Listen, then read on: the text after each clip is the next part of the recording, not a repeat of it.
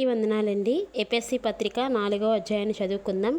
కాబట్టి మీరు సమాధానమందు బంధము చేత ఆత్మ కలిగించు ఐక్యమును కాపాడుకొనుటయందు శ్రద్ధ కలిగిన వారై ప్రేమతో ఒకరినొకడు సహించుచు మీరు పిలువబడిన పిలుపునకు తగినట్లుగా దీర్ఘశాంతముతో కూడిన సంపూర్ణ వినయముతోనూ సాత్వికముతోనూ నడుచుకొనవలనని ప్రభువును బట్టి ఖైదీనైన నేను మిమ్మును బతిమాలుకొనుచున్నాను.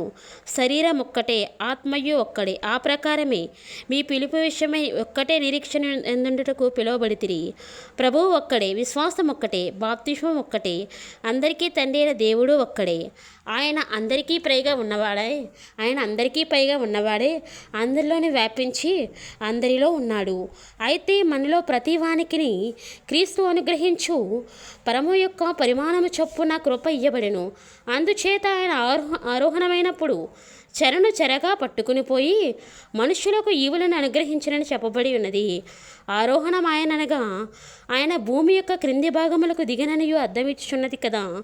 దిగినవాడు తానే సమస్తమును నింపునట్లు ఆకాశ మండలం అన్నిటికంటే మరి పైకి ఆరోహణమైన వాడునై ఉన్నాడు.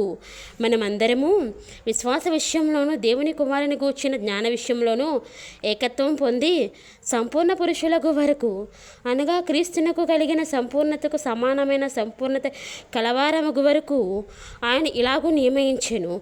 పరిశుద్ధులు సంపూర్ణులగునట్లు క్రీస్తు శరీరము క్షేమాభివృద్ధి చెందుటకును పరిచర్య ధర్మం జరుగుటకును ఆయన కొందరిని అపోస్తలులుగాను, కొందరిని ప్రవక్తులుగాను, కొందరిని సువార్తికులుగాను, కొందరిని కాపరులుగాను, ఉపదేశకులుగాను నియమించెను.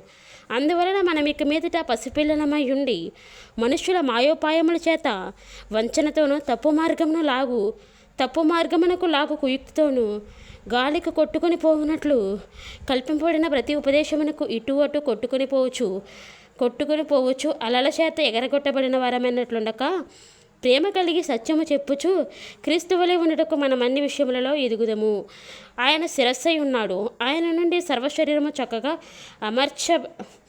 అమర్చబడి తనలోనున్న ప్రతి అవయవము తన పరిమాణం చొప్పున పనిచేయుచుండగా క్రీస్తు వలన కలిగిన బలము చేత అతుకబడి ప్రేమయందు తనకు క్షేమాభివృద్ధి కలిగినట్లు శరీరమునకు అభివృద్ధి కలుగజేసుకొనుచున్నది. కాబట్టి అన్యజనులు నడుచుకున్నట్లు మీరిక మీదట నడుచుకొనవలదని ప్రభువునందు సాక్ష్యం ఇచ్చుచున్నాను.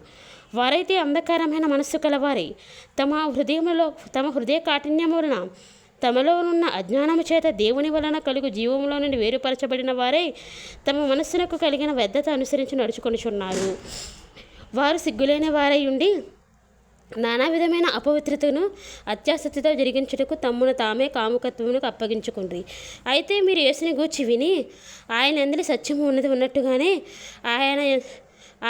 ఆయనందు ఉపదేశించబడిన వారైనడలా మీరు అలాగూ క్రీస్తును నేర్చుకున్నవారు కావున మునుపటి ప్రవర్తన విషయంలోనైతే మోసకరమైన దురాశల వలన చెడిపోవు మీ ప్రాచీన స్వభావమును వదులుకొని మీ చిత్తవృత్తి యందు నూతన పరచబడిన వారే నీతియు యథార్థమైన భక్తి గల వారే దేవుని పోలికగా సృష్టించబడిన నవీన స్వభావమును ధరించుకొనవలెను. మనం ఒకరికొకరము అవయములై ఉన్నాము గనుక మీరు అబద్ధమాడుట మాని ప్రతివాడును తన పొరుగువానితో సత్యమే మాట్లాడవలెను. కోపపడుడు గాని పాపం చేయకుడి. సూర్యుడు అస్తమించే వరకు మీ కోపం నిలిచి ఉండకూడదు. అపవాదికి చోటియకుడి. దొంగిలివాడు ఇక మీద దొంగిలేక అక్కర గలవానికి పంచిపెట్టుడు వీలు కలుగు నిమిత్తము తన చేతులతో మంచి పని చేయొచ్చు కష్టపడవలెను. వినువారికి మేలు కలుగునట్లు అవసరమును బట్టి క్షేమాభివృద్ధికరమైన అనుకూల వచనమే పలుకుడి, కానీ దుర్భాష ఏదైనా మీ నోట రానీకుడి. దేవుని పరిశుద్ధాత్మను దుఃఖపరచుకుడి.